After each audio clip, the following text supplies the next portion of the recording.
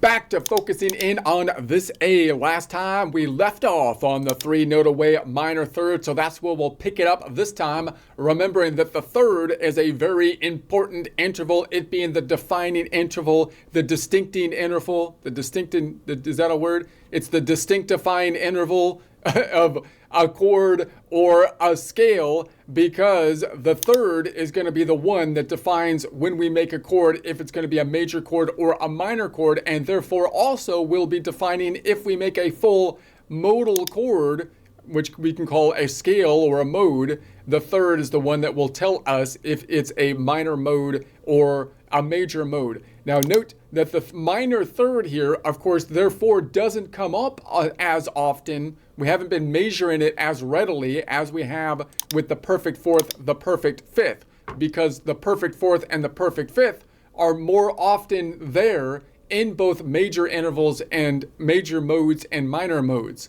Whereas, of course, the thirds are going to be split almost evenly between the major thirds and the minor thirds for the major chords and the minor chords, although the minors are actually winning because you have a minor third with the weird one, the Locrian one as well. All right, so this 3 represents the third position in the scale that we're working on, and this 3 represents that it's 3 notes away. You know, I'm also trying to think that it might be useful to try to also identify the notes in the shape as part of our practice. So in other words, this interval, this 3-note away minor third, can also be said that it's the interval from mode number 6 Aeolian to mode number 1 Ionian, right? It's the interval between the Aeolian and Ionian. And the reason I think that might be useful to try to memorize or try to get in our mind is because no matter what scale we are in, that will always be the case, right? If I was in a different scale over here and I made a chord from the Aeolian, I think it would always be the case that if I go measure the distance between whatever the related Aeolian is and the Ionian, then that distance is going to be a 3-note away minor third. So I might try to work that into my thought process here. But so that is that. Now, when on a chord construction, notice that we still have the 1, 3, 5. I don't need to name it different because it's an odd interval. Therefore, we're good there. Okay. So and I also might try to really distinguish where the major third is to compare and contrast the major thirds and the minor third, remembering that if you're in a blues situation, usually the minor third is flattened. So you might like go up to the major third. You don't typically do the same thing in a minor. Go from a major to a minor third, but you can. Why? Because that's a half step. So I wouldn't think of that as a normal convention that we do all the time, going from the minor third to the major third, but it is still a half step. So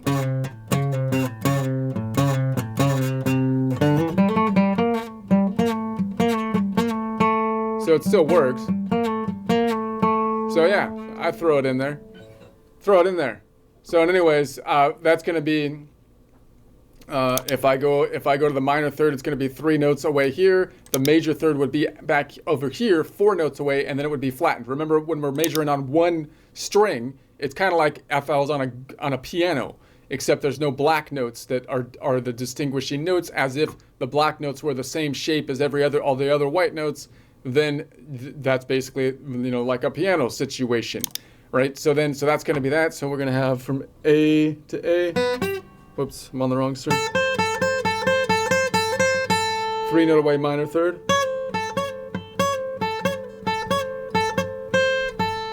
All right, so let's go above it now. If I go above it, I have to take the inverse distance. So if it's 3 notes away, then the inverse of that is 12 minus 3, or 9.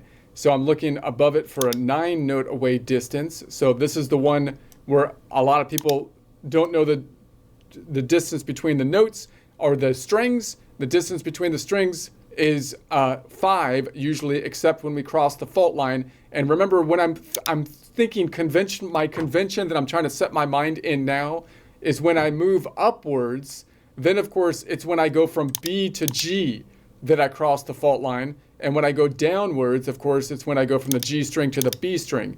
And it's easier for me to visualize that this continent, as if this is a fault line, this continent, this tectonic plate, moved to the left when I'm going up, because that makes it easier for me to see the shift in my mind instead of seeing the thing that I'm on shifting. It's easier to say the other thing shifted and I stayed still, right? Like you would in physics. The other guy's moving. My point of reference is the one that's the right one. It's easier to see that way. And then if I'm going from the top, it's not exactly correct. Either one could shift. It's just your point of view, whatever. But I'm where I'm at, and that's what it looks like. So that's what I'm going to do, because it helps me to get my intervals faster. And then if I go from top to the bottom, I'm going to say the bottom continent shifted to the right. I think that's an easier way to visualize it personally. Okay. So then I'm going to go, so I'm looking for 9 notes away. So the distance between the strings is 5. So I call it -5 when I go up. This direction is negative, so -5, -6, 7, 8, 9. So there it is from this A. I'm going to go sig -5, -6, 7, 8, 9. So if I went from top to bottom, it's a little buzzy on there. I need to fix my guitar, but it is what it is. It's kind of bugging me. Why is it buzzy like that? I need to fix, no, I don't, it's okay. So top to bottom is a 9 note away major 6, and therefore bottom to top is going to be a 3 note away minor 3rd. So if I go up 1 string, then the 3 note away minor 3rd will be 1, 2, 3, 4, 5 frets back, unless, but did I say it was a 9 note away? Like when I went from top to bottom, it's a 9 note away, right?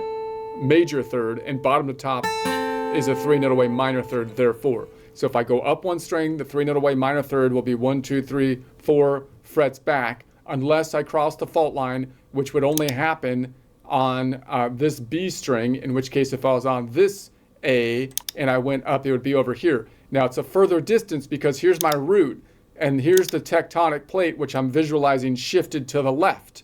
So that means it took my destination away from my starting point, because the starting point doesn't move in our physics context, because when I look at it from my perspective, you're the one that moved. And that's fine for what I'm doing right here, and it's easier to visualize that way, so that's what I'm going to do.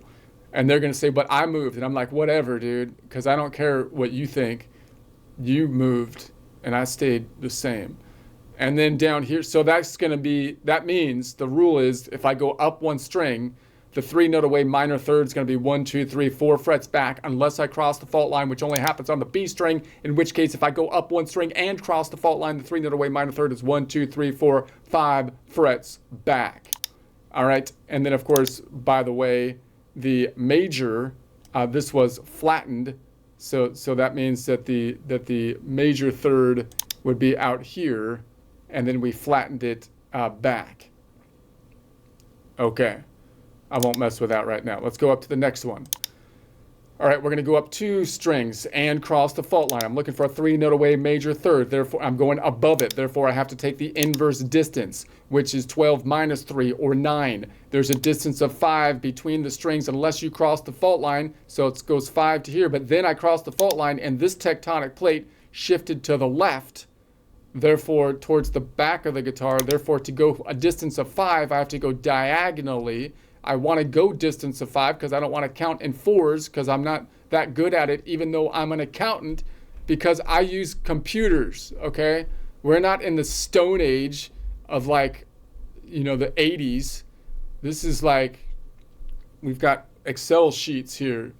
So in any case, it's going to be 5, 10, and then back here to 9. All right, so this is going to be 5, and then we're going to go, because this shifted this way, 10, and then -5, -10, and then I go 9.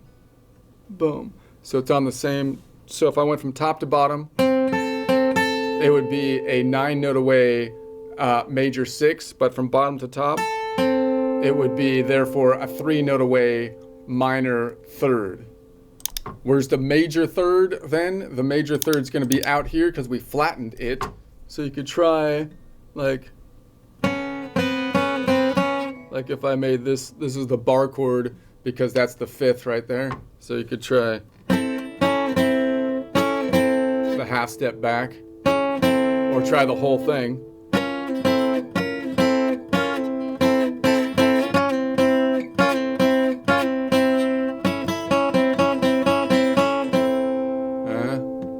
But you got to pick that A up at the bottom. Anyway, okay. So that means if I go up 2 strings and cross the fault line, the 3 note away minor third is on the same string, but I wouldn't cross the fault line if I started above it on like the G string. So if I was here and I went up 2, I would be here. So the general rule is if I go up 2 strings, the 3 note away minor third will be 1 fret forward unless I cross the fault line, which would happen if I started on either the B or the E string on the bottom of the guitar, which is the 2 times that I would cross the fault line out of the 4 times, which I would have the opportunity to go up 2 strings and not like run out of strings unless I go around the top of the guitar. And therefore, if I went up 2 strings and crossed the fault line, then the 3 note away minor third would be on the same fret. Okay, let's do the next one. We're going to go up to the next one. This is going to be 1, 2, 3, 4, 5. Okay, 3 strings forward, crossing the fault line, 3 note away minor third has an inverse distance of 12 minus 3 or 9. So right above it is a distance of 5. This tectonic plate shifted to the left. So if I want to count up another 5, I have to go diagonal this way to 10. And then up here to 15, there's only 12 notes in the musical alphabet, so I always have 15 minus 12 as what comes up all the time to bring it back down to -3. And then when I go this way, I go back towards the 0, -3, -2, -1, -0, or octave. I can also say it's 12 around the horn, 12, 11, 10, 9. Okay, that's quite a distance. So if I count it from here, it's going to be 5, and then this tectonic plate shifted this way, so 10, and then 15, and then 15 minus 12 is 3, -3, and then 3, -3, wait a second, que paso here, I did something funny, didn't I? No, that's right, 3, -3, -2, -1, -0, so octave, or 12, and then 12, 11, 10, 9. Whew, that was different. That was difficult. So from this C to A, that would be a 9 note away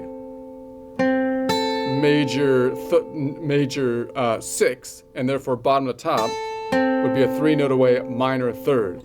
Whew. All right.